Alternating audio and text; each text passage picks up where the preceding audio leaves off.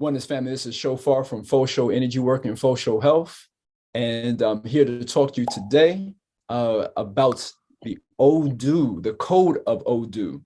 And today I'm going to be speaking to a Babalawo. If those of you who are not familiar with what a Babalawo is, we'll go into that a little bit more, but it's basically a priest of IFA. I wanted to bring a Babalawo on today so that we can go into some of these things, some questions and everything. So I know the first thing, or if I've had one other Babalawo on the channel before, but in your own understanding, overstanding, BaBa Jahsun, what would you say IFA is? In short, IFA is truth. IFA is, if we take it from the ODU IFA Osalawo, IFA is truth. IFA is the truth that verifies all other truths. So when we analyze that, IFA in a very broad and general sense is the wisdom of all nature, the wisdom of all history, the truth, the facts of everything. So in short, IFA is actual facts, it is truth, it is the foundation in which we stand on. It is like gravity. It doesn't necessarily need anything else to verify or prove it, because as you walk, your foot will touch the ground.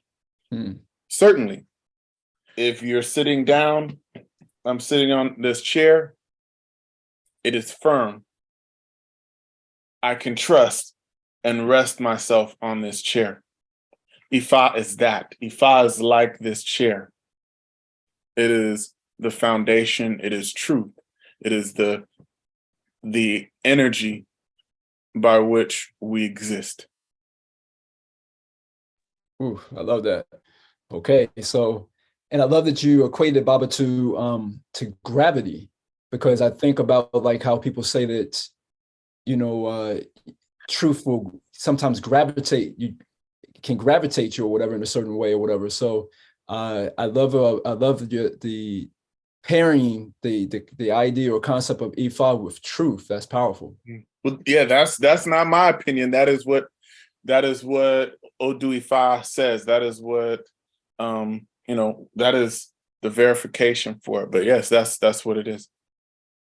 Powerful.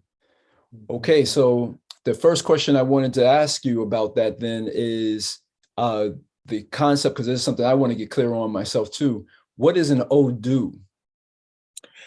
ODU IFA, from my understanding, I'm a Omoawo Chief Sholagbere Popola.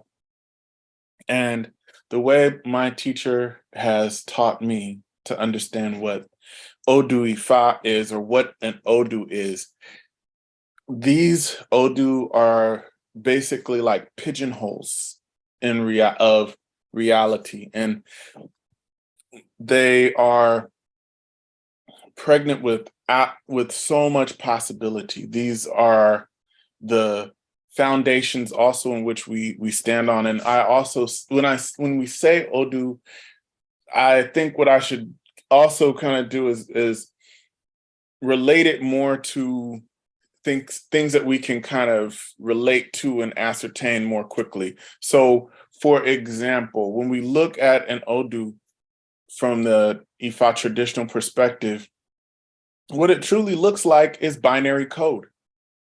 It looks like on, off, on, off, on, off. And there are basically 8 opportunities for light and dark to show up. And that yields 256 variations. And out of that, these variations and possibilities represent what I would look at, or what I would interpret as, if I were a layperson, I would interpret it as code. And when we look at ODU from that perspective, it kind of gives us a better understanding of what it is. Because I would say that the European has created a synthetic world, the world that we walk in, live in, on the laptop, computer, on the TV screen, the internet, video games, all of the things, the energy that makes that possible is code, binary code. And it's the same principle: on, off, XO, open, shut, dark, light. Multiple variations for that code to show up. And when I look at that, I am reminiscent of the film The Matrix. And when you look at The Matrix, there's a certain part where Neo looks at a person, and after he's kind of matured in his process of development, we all know that that film was written by a Black woman. We also know that that film is very allegorical. But when he gets to a certain level of consciousness and he looks at people, he doesn't see people anymore. He sees code. And what I say in that regard is he sees their ODU. He sees who they are. So when we look at that, this is the short version. A little bit more information about ODU is there's an ODU for me. There's an ODU for you. There's an ODU for this situation. There's an ODU for this particular town in Los Angeles that I live in. And when we look at it from that perspective, in this area, South Central, Leimert Park, Los Angeles area that I live in, there's an ODU, there's an energy, there's a calling, there is a destiny for this area. And it is encoded inside of that ODU. And when we see perhaps the ODU of this particular area, this particular town, much of the stories associated with that ODU are replicated in the area that we live in. So that's in a nutshell. ODU IFA is, they're in essence pigeonholes in reality that make it possible and allow for reality to express itself, for energy to express itself within a particular form. Wow. Thank you for that. And so, wow, yeah, that's a lot. Breathe that in. Whew. Yeah, that's some deep information right there for the family to take in. So as far as that code, I think that's really powerful. And then you saying that it's a couple of things that really stood out to me on that. Like, so saying that it was code, and the name of this video is the code of ODU. And so you said that it's code, and you also said it's like I forgot the term that you said, but basically like a doorway or whatever, or a pigeonhole for reality. What I think of, I don't know if you've ever seen the movie Doctor Strange, but how he opens up these portals. You know what I mean? Huh. And so is that BaBa Jahsun what a trained Babalawo is doing for you is when they are, doing the divination and everything for you, they're checking in with your existing ODU, and then are they also opening up new ODUs or new doorways or pigeonholes for you so that something new can come through? Is that what's going on? Well, I wouldn't say they're doing that. I would say that what I look at like the task of a trained Babalawo is very extensive, multiplicity of activities that they do, responsibilities. But within that situation of a divination, what is really happening is we're casting Ifa, and what we're checking in with is what you agreed to when you came.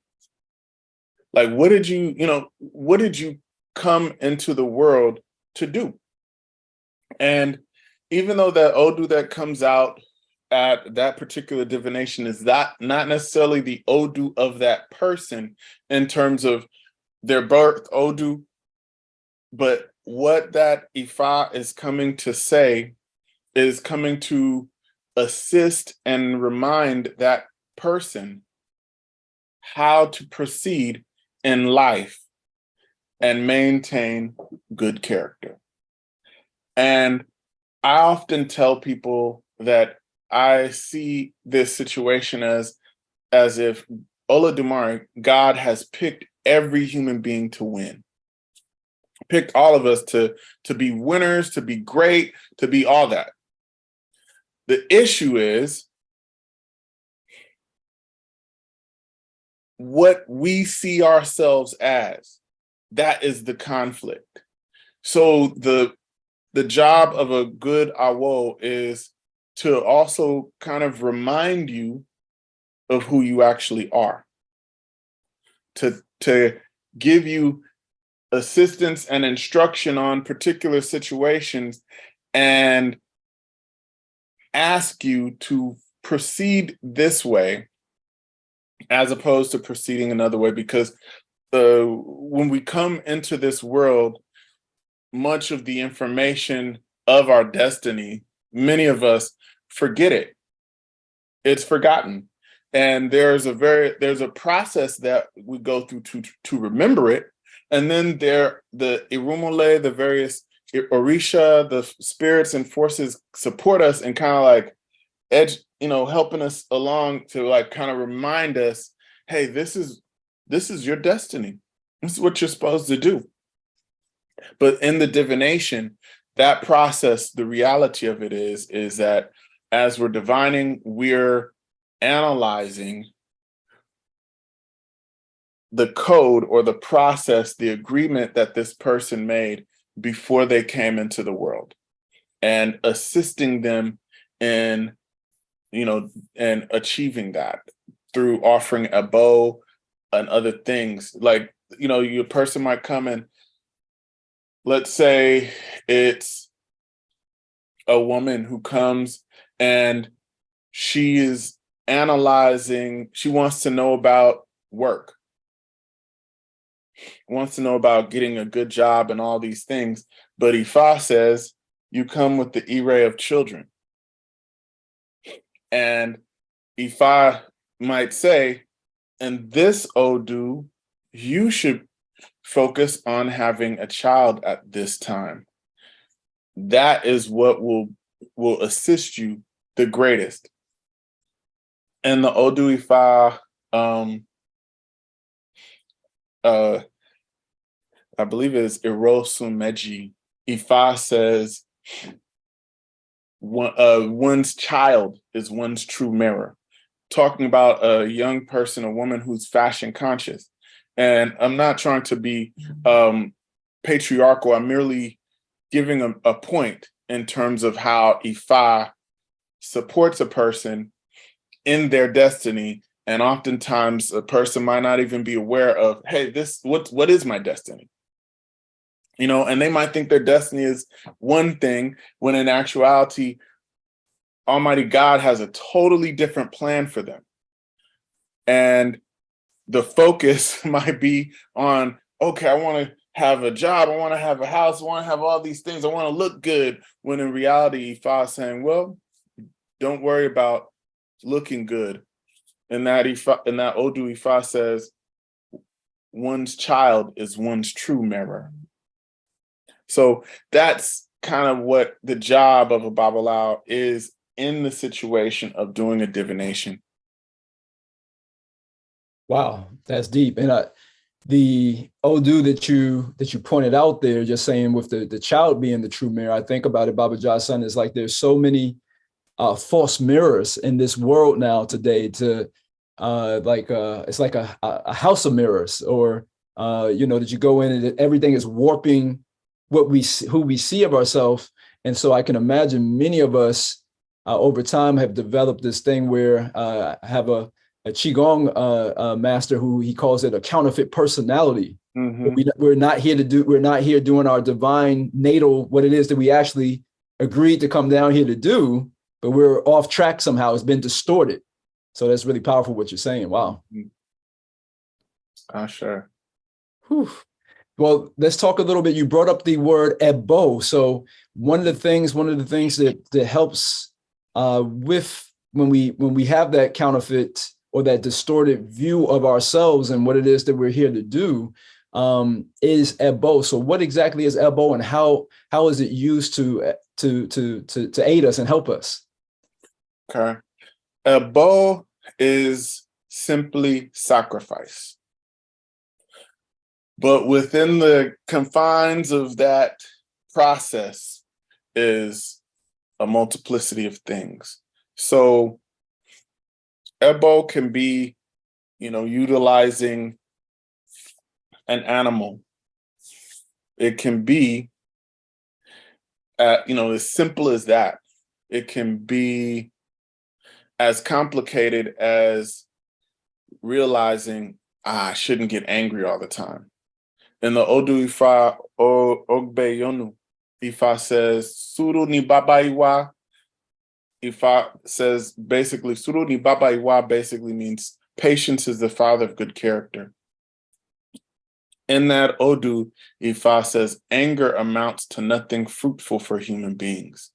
IFA is basically telling that person, you can offer all the chickens, all the goats in the world, but if you do not cease from getting angry at the wrong time, at the most inopportune time, at the drop of a hat, if you don't stop that, you will never achieve greatness.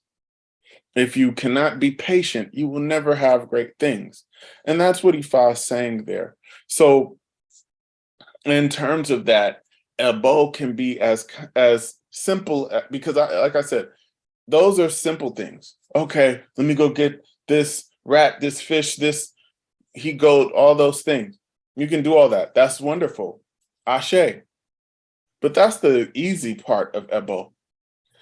The other aspect is transforming yourself and slaughtering the chicken that's inside of you. Wow, that's deep. So, and I want to say this back to you to make sure I have a good an understanding of it. So what I hear you saying is like, yes, the blood sacrifice of an animal or something, that's one thing, but the other thing that's just as potent or maybe even more so is the sacrifice of some habit or some behavior, some way of thinking that might need to be sacrificed or changed. Exactly. Yeah. Wow.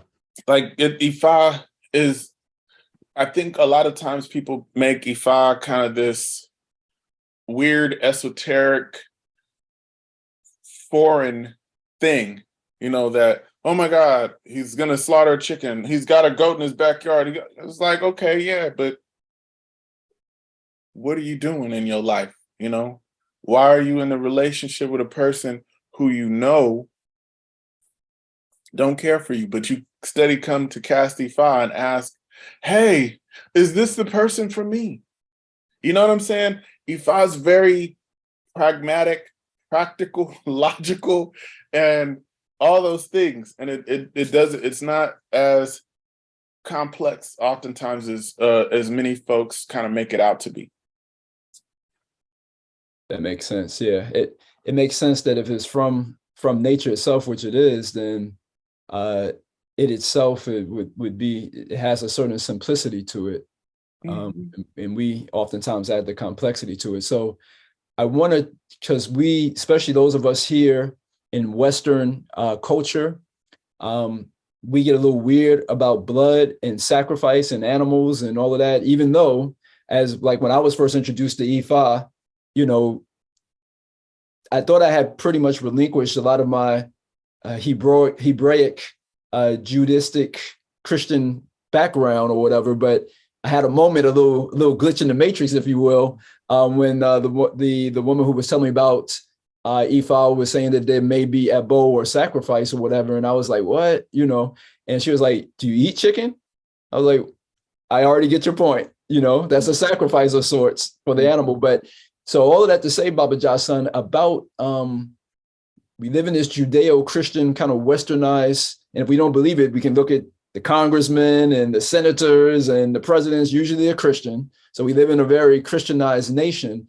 This concept of ebo and blood, and then like we think of like Jesus dying supposedly for all of our sins and relinquishes, so there would have to be any more ebo or whatever. I just wanted to see if you have what your thoughts are on all of that. Yeah, well, when we think of that, the way I look at it is this.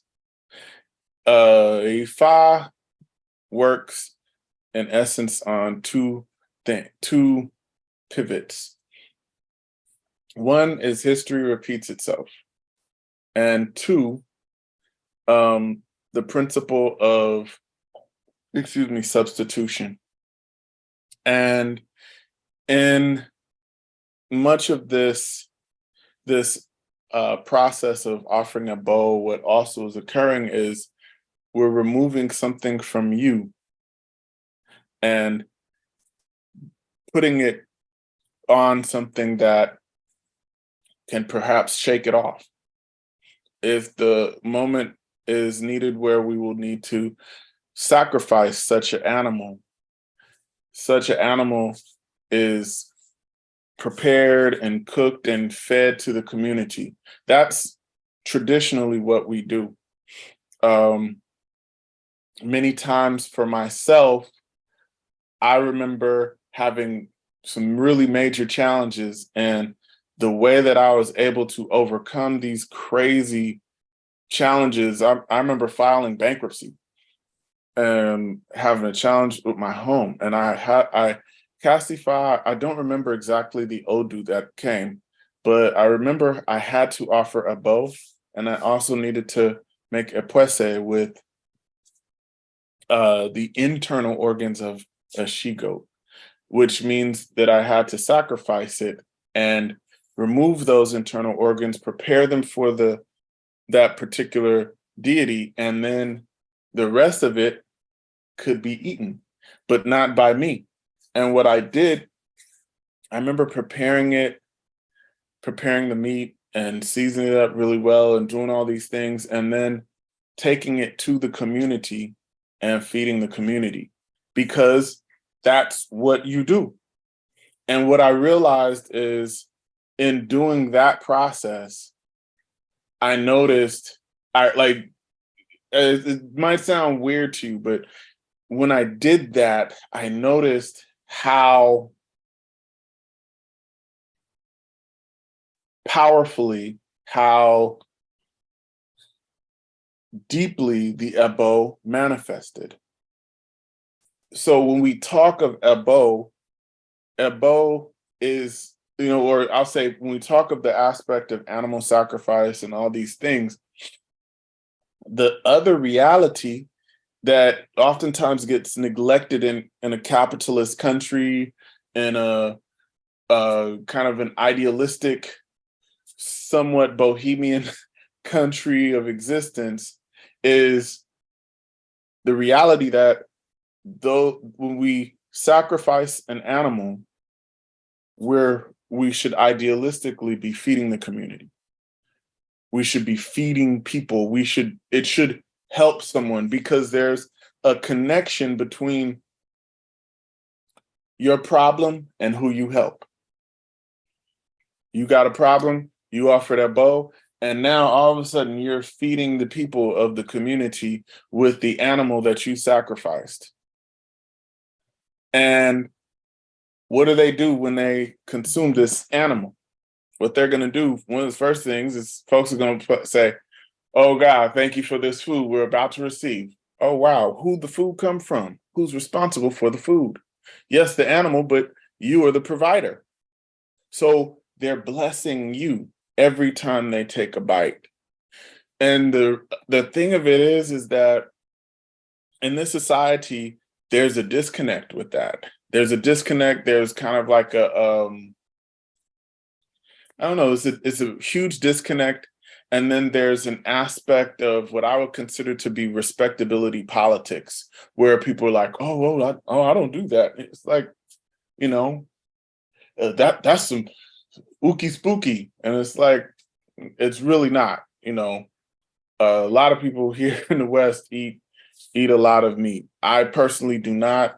You know, the majority of meat that I consume, if I do consume it, is from offerings, because there's also a medicinal tie when you are doing that. But yeah, it is an aspect that is necessary. But what also is happening is, as we're using these animals, these elements, what is happening is it is assisting in stopping a problem that could attack, harm, or destroy a person at any given moment in time. Wow. That's powerful. When you say that, it definitely for me is like, okay, I can think of like some of the philanthropy that's done by sometimes where some might say these shady companies or CEOs, or but it's like I believe they know this code that you're speaking about. So it's like, okay, we're taking these natural resources, we're doing this shady stuff, but we're going to give a bow of sorts to different communities, because it's like they're playing with that energy. Mm-hmm. It's pretty Literally deep. Yeah. Because another thing that I want to point out to the fam Ile out there too is that fire is neither good nor bad, right? So it's how we use it. So this is what I'm taking for you, BaBa, that you're getting into, is that we're tapping into how to use these forces of nature, which ties into my next question about the Orisha. The forces of nature is what I've heard. But how would you explain to the family out there what the Orisha are? I would say Orisha are aspects of nature, and they have done a particular job really, really well, to the point where individuals will invoke them. An Orisha can also be a river, a tree, plant life, animal life. These also can be Orisha. Because when these particular plants, rivers, trees, whatever, people went to those trees, went to those rivers, went to those various landmarks, and also people, and they were able to see their problems resolved many times. So a good way of identifying what Orisha is almost like a saint, or to the Catholic Church. You know what I'm saying? It's like, for example, Oshun River is an Orisha. Ogun River is an Orisha. These are Orishas. And how did they get that way? It is because people identified with them. They came and shared their problems, and somehow things became transformed in their life, and their life perhaps got better. And then through the test of time, people went to this place, this tree, this spot, whatever, and they too had their problems solved. How it also relates for a person is, a person also can be Orisha. And that should be a goal for us, is to live a life so well, so on point, so compassionate, so great, that people will want to pattern their life after us. Example, and this might sound really mundane, but it's real. Peep game. Like, right now, an ancestor of someone way back in the past was probably, Uncle Ben's rice, right? I don't know his story, but I'm just saying, way back in the days, Uncle Ben was somebody's ancestor. And someone decided to honor him by putting his face, his likeness, his name on rice or whatever. And he might have had a good recipe for rice or what have you.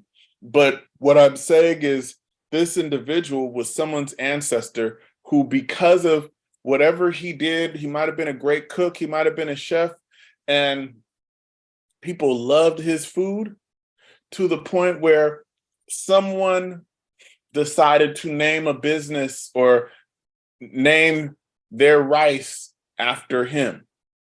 So now, 100, 200 years later, when we want to get some good quinoa or good rice or whatever, we might be like, oh, go to the store and get Uncle Ben's or get Mrs. Butterworth's or get Aunt Jemima.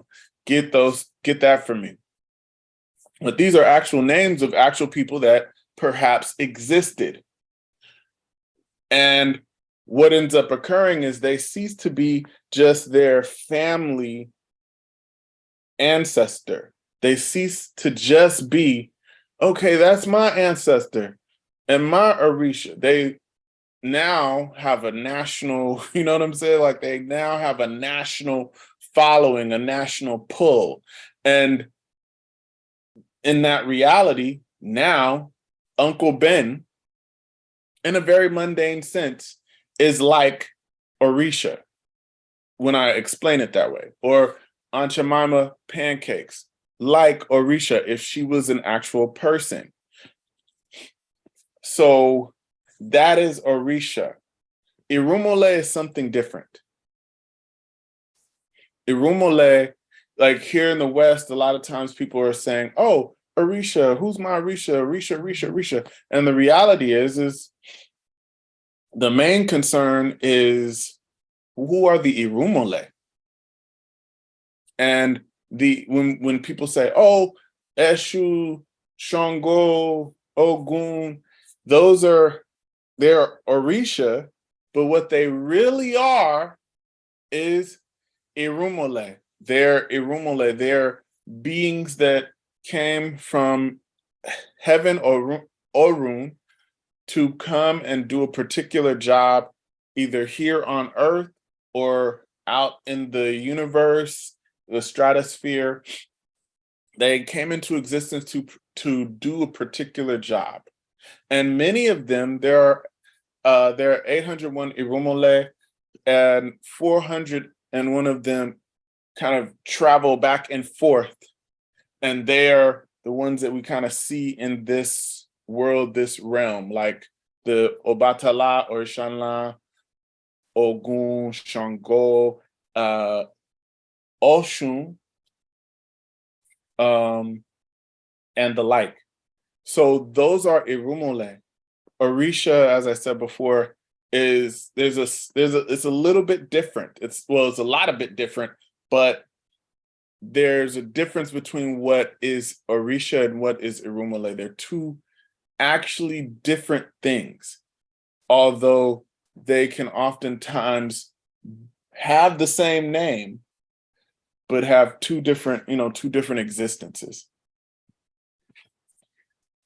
Wow.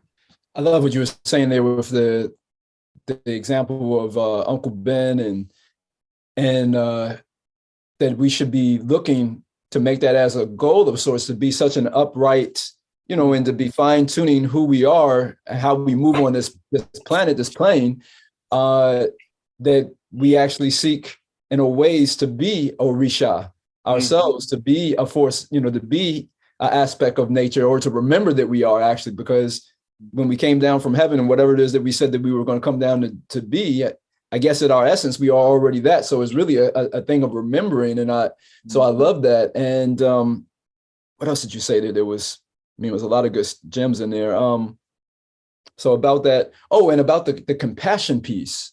I think that was deep, that as far as like to wanting to walk in that walk with, and part of the thing, the aspect to bring forward is compassion. Can you speak a little bit more about that? I think there's a reason why that word came through for you. Like, what is it about compassion that would align us more with that energy? Well, a fundamental principle in IFA is to bring good into the world, to bring good into the world, to make the world better. If you have to leave the world, when you leave this world, you leave it better. The group and or organization that I'm a part of through my Oluo, Chief Sholagbare Popola, our family is called Shakundarin.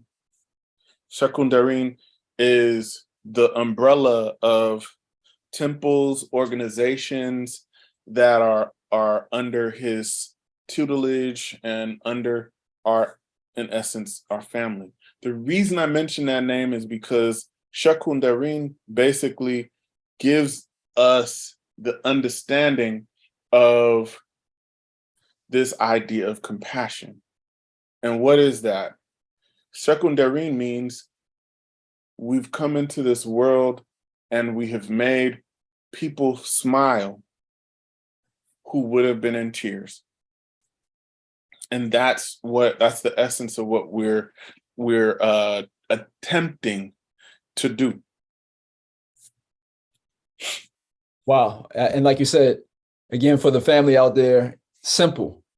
Making people smile who otherwise would have been in tears. I love that. Wow, what a beautiful way to put that.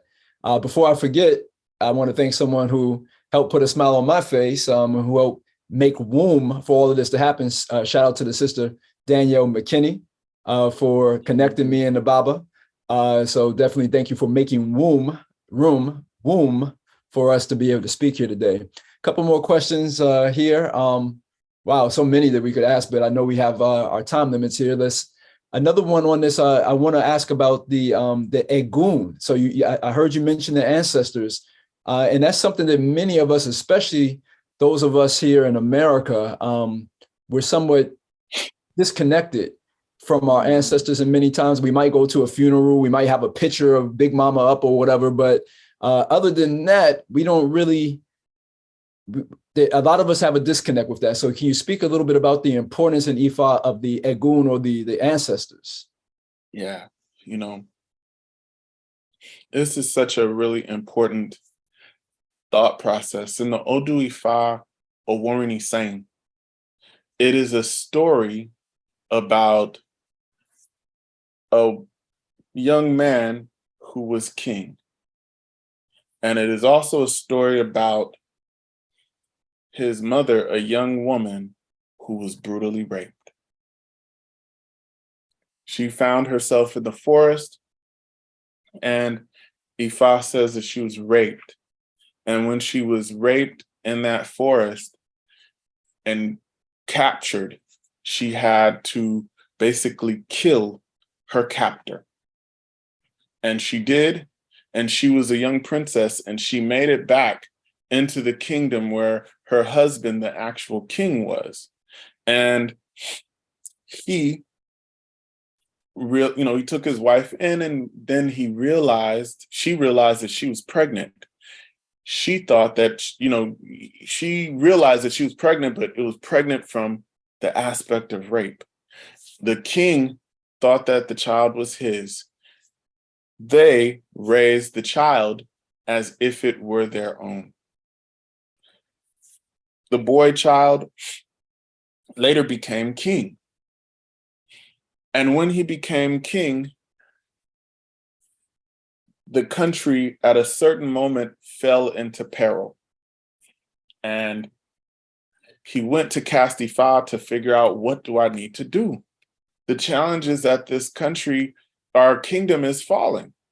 We don't have the resources. Things are falling apart. It must be a message from the ancestors. And he was told that what he needed to do was cast Ifa, was offer a bow and feed his ancestors. So he did. And Ifa said he needed to feed in particular his paternal ancestors. So who did he feed? He fed the king. He went to the shrine of his deceased father, the king. And no matter how many times he offered sacrifice to the king, nothing changed. Absolutely nothing changed. And he continued and continued until he just got fed up. What is the point, BaBa? You're saying all these things and it's not working at all. What's up? And the BaBa said, you need to go talk to your mother. He spoke to his mother, and his mother told him, well, I was brutally raped in the forest, and the bones of your father are still there. And that is the way he finally was able to go and propitiate his bloodline. And that was when the kingdom finally was able to succeed. When we think about this, Ifa is saying so many things on an ancestral level. One, Ifa is saying that all religion, all these spiritual processes are truly just ancestor veneration. So if you're worshiping what happens, you think about it, what happens if you're worshiping the ancestors of somebody else? Your ancestors have a vested interest in you. So why are you worshiping the ancestors of someone else? Why are you worshiping the religion of your oppressor? Why are you worshiping the religion of people that gave you that religion to oppress you because they didn't care about you, because they didn't love you?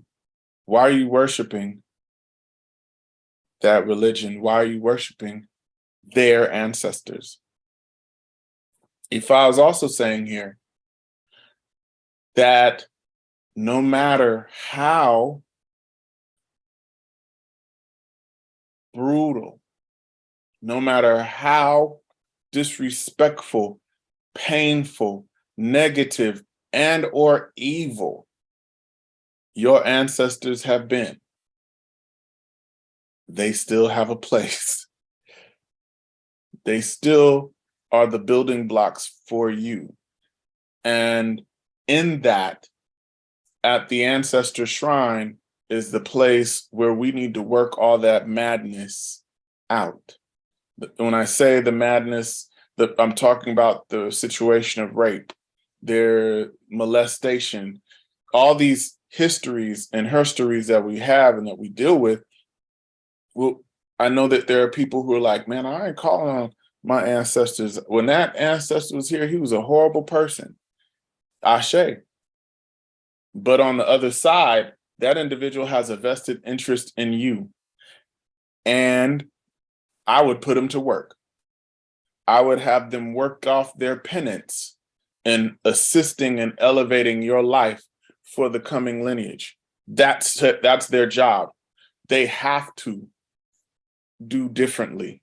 And we can choose not to acknowledge them, but there's a tie there where, I know that many of us are children of the slave master.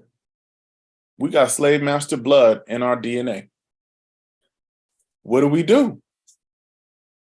I don't know if you've seen that TV show. It's good. It's about to come on, but it was a book by Octavia Butler, Kindred, where it was a Black woman who was married to a white man who, every time her young white boy ancestor in the past, every time he got into a situation that could have potentially ended his life, his spirit called forth her spirit in physical form from another dimension into the now of the past to save him.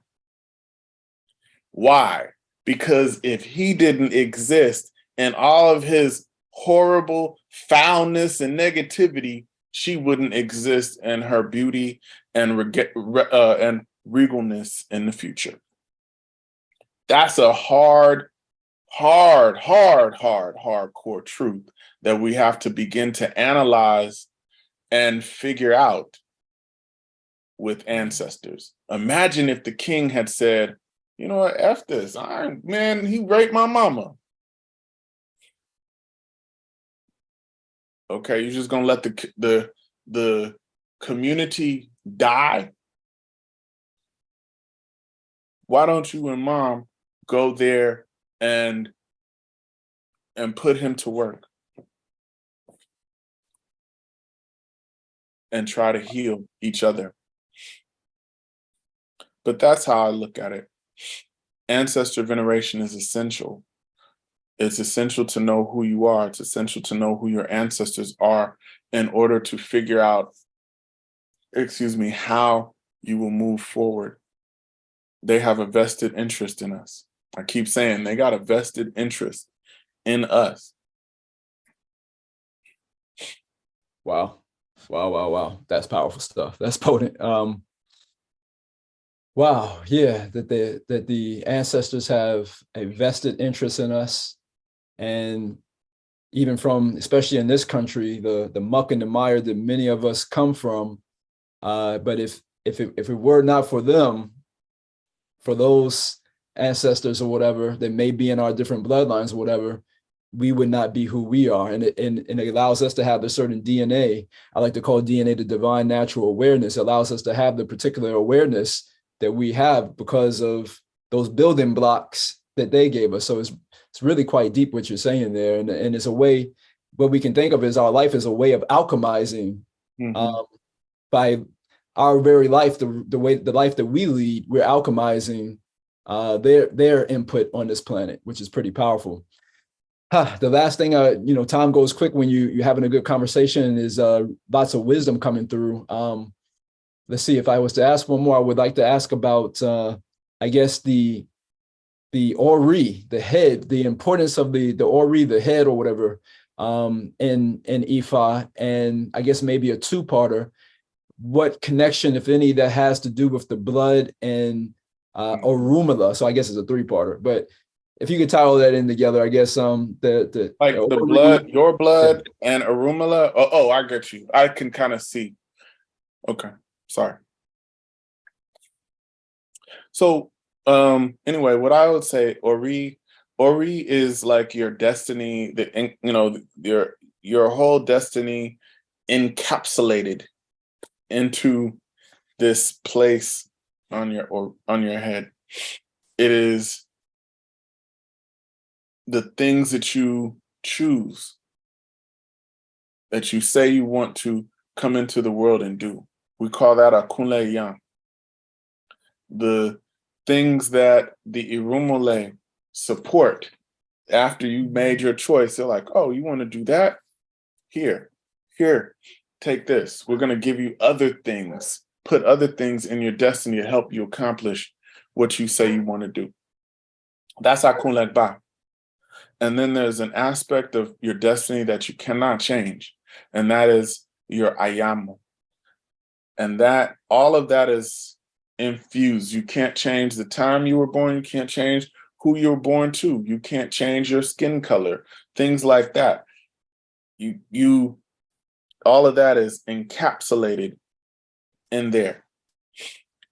And when we speak of Orumila, there's a praise, an Ariki for Orumila that goes like this. Orumila, ilere ipun. Ibikaiji Olodumare. Ajejugo. Oguna biriti. Pujo kuda. Ifa is basically saying Orumila ilere ipun. Orumila, witness of fate. Second to Olodumare. So Orumila is privy to the information of what we say that we want to accomplish when we come into the world, and what the Irumole add to what we want to do when we get to the world, and also our Ayamo. Orumila is privy to that information. Hence the reason why we consult Orumila. You see how it all kind of ties in. We consult IFA. We consult the oracle. Orunmila is the deity of wisdom, but he is the one who brought us these ikin. He is the one who helped us interpret these messages. So that's what we do. In terms of the bloodline, oddly enough, Ori is so very high, but your ancestors, particularly your mother, are equivalent to your Ori. There are times that you can even call on the Ori of your mother to help you if you are in such a low space. No matter how terrible or whatever your mother was, is, or has been to you, you can invoke her Ori. And her Ori, it has no choice but to assist. And what we're also saying in terms of that is bloodline. That is DNA. That is also ancestral connection. So I hope I think I responded to that correctly, hopefully. Yeah, no, that makes sense. And so much so. And I guess the last part of that for me was the blood itself. Is there any consciousness and blood? Is there any connection between the two in Ifa? Is there any thoughts on that?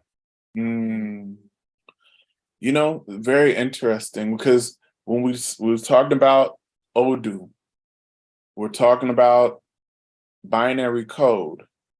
We talked about ancestors, DNA, chromosomes are also formulated in a very similar pattern as the binary code. Very, very similar. And when you look at a person, you can say that it's so interesting. I know some people who don't even know, who grew up and didn't know their parents, didn't know who their parents were, and they grow up and realize, oh my God, I have so many similarities to them. And they grew up with a whole different family.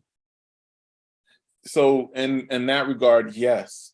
Also, there has to be some level of consciousness within our bloodstream, within our even our organs. It courses through our veins. And from our perspective in Ifa, we call that essence. Essence, someone's essence, the essence.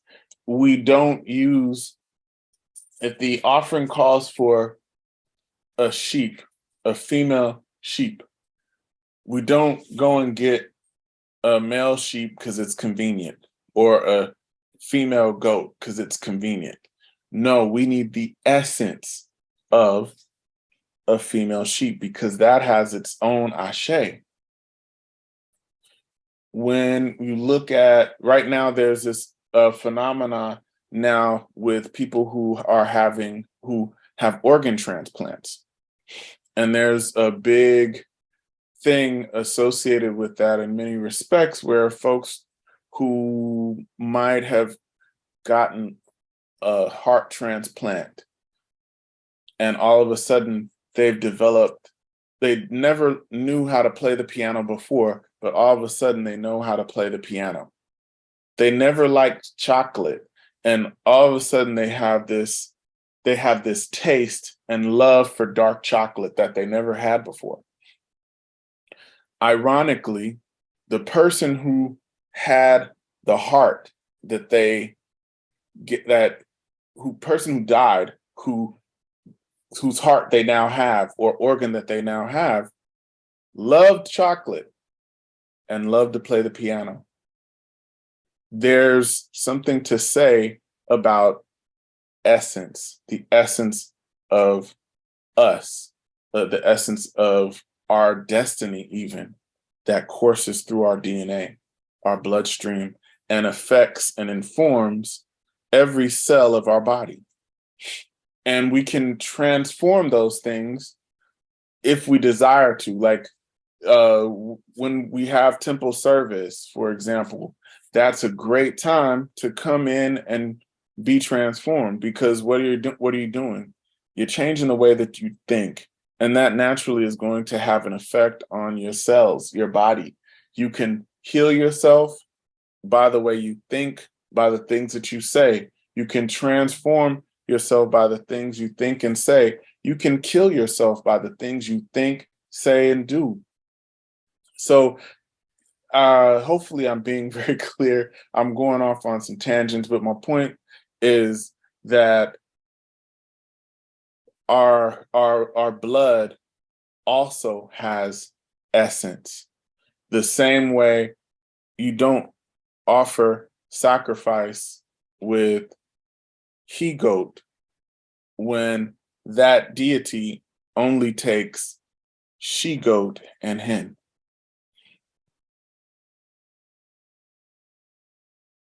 Wow. Wow. Wow. Wow. Yeah, no, tangents, but good tangents, and lots of powerful, beautiful stuff in there, man. Wow.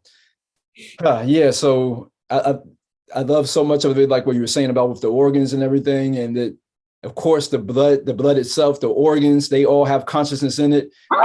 Yeah. I want the family later to think about that. Like, how could it not be so? You know, like we put so much emphasis on the brain in this culture a lot of times, but what about the other organs and stuff? And then for us to understand that the brain is not just this part in the head, but is also laced throughout the whole body, what we call the nervous system, but I like to call it the awareness system. And then lastly, I love what you were saying, but not to downplay the head either, because like the ori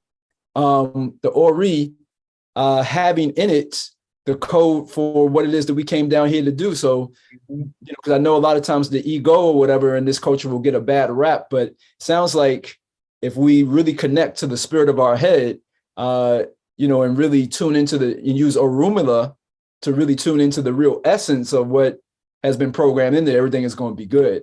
Mm-hmm. So I appreciate you so much, BaBa. I know time is up here, and want to, you know, honor that. So what I'd love to leave the family with is, like, if they want to get more, because I mean, how much I know the family out there can see, like, an hour, we can't cover everything about IFA. So, and maybe something that the BaBa is saying that may also resonate with you, or you want to learn more and everything. So how can people learn more or reach out to you, or do you have any things coming up that they can learn more?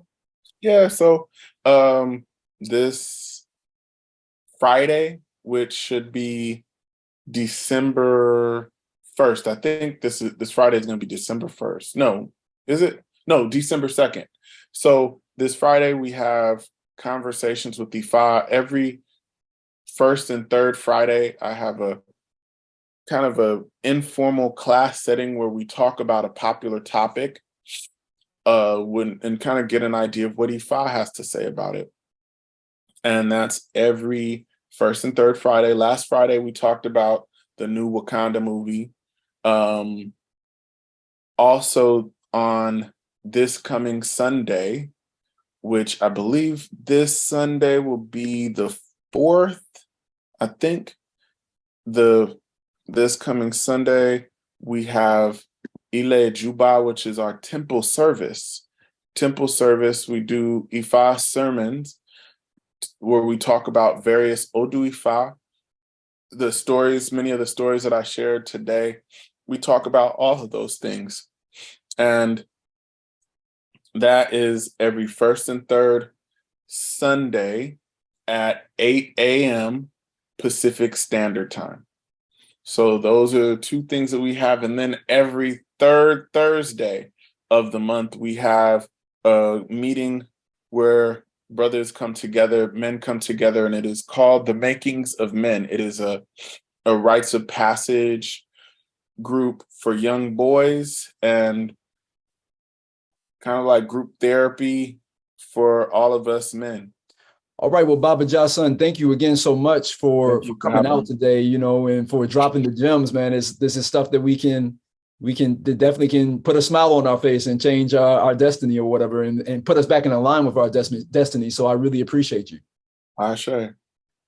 And again, thank you, Danielle, for connecting us, and to the family out there. I appreciate y'all coming through.